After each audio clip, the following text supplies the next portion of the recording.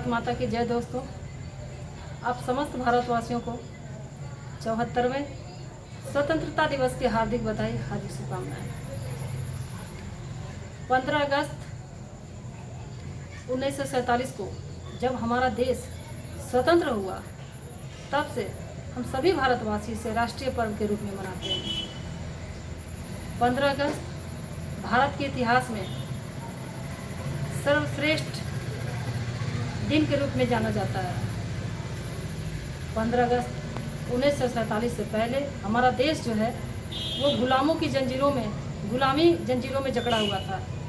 इस गुलामी जंजीर से बाहर निकालने के लिए, आज़ाद कराने के लिए भारत के ऐसे कई क्रांतिकारी योद्धाओं ने, कई महापुरुषों ने, कई वीर सपूतों ने, कई महिलाओं ने, कई वीरांगनाओं ने अपना महत्वपूर्ण योगदान किया।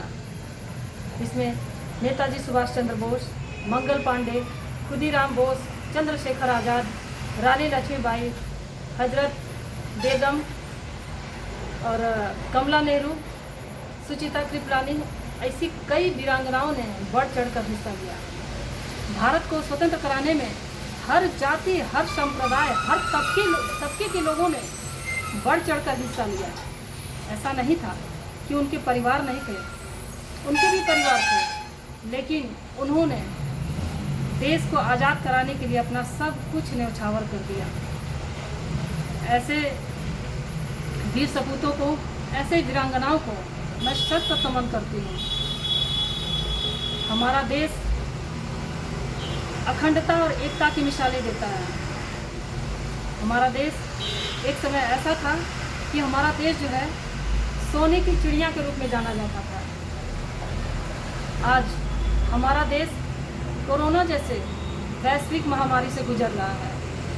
इस वैश्विक महामारी ने मानव के जीवन को तहस नहस कर दिया है। इस वैश्विक महामारी की वजह से भारत की आर्थिक, इसको कह सकते हैं कि आर्थिक मंदी हो गया है, और हम सभी भारतवासियों को चाहिए कि इस भारत की विकट परिस्थिति में अपना धैर्य बना के रखें। परिस्थितियां हमें कुछ न कुछ सिखाने के लिए ही आती हैं।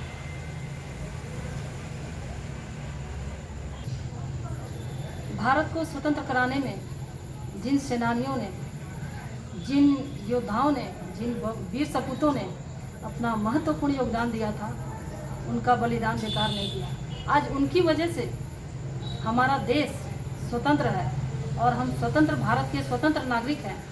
इसलिए हम सभी भारतवासियों का कर्तव्य बनता है कि भारत की अखंडता और एकता को बनाए रखें। ये हमारा परम कर्तव्य है।